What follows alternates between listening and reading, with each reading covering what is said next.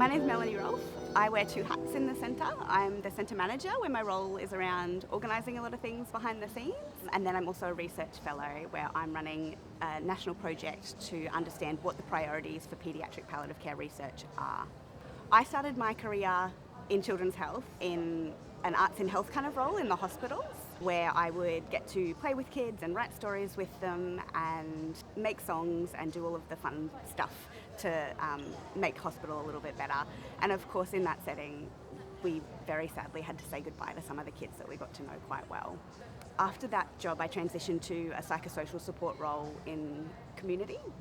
And in my first week at my new job, a little boy who I'd gotten to know really well over a few years passed away.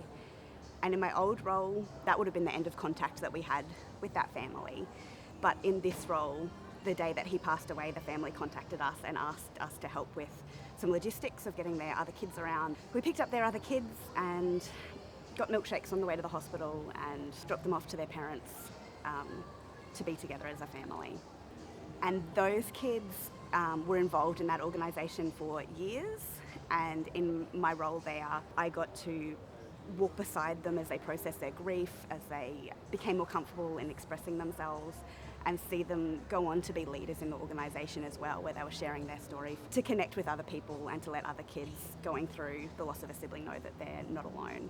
For me, the why that I'm involved in paediatric palliative care is about those ripple effects that go on through the family, through everyone that loved that child for their whole lifetime.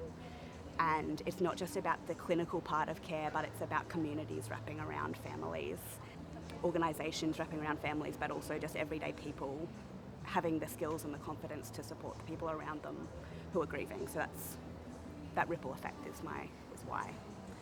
My hopes for the centre are that it's a point of connection for a lot of people, that it's a place where families can come and feel heard, and we're doing research that reflects what's important to them, where we can work with clinicians, but where we can also go beyond what most people conceptualise as paediatric palliative care and look at how communities support people in their day-to-day processing of grief and loving a child when they're no longer here. For the priority setting project, we will be asking for people to give their ideas on what are the questions that research should answer, and then to help us put those into a top 10 list. So there'll be online surveys and workshops that they can get involved in. But for all of our work, to stay up to date with what we're up to, sign up to the email list, follow us on LinkedIn, and we'll let you know when all the projects are moving.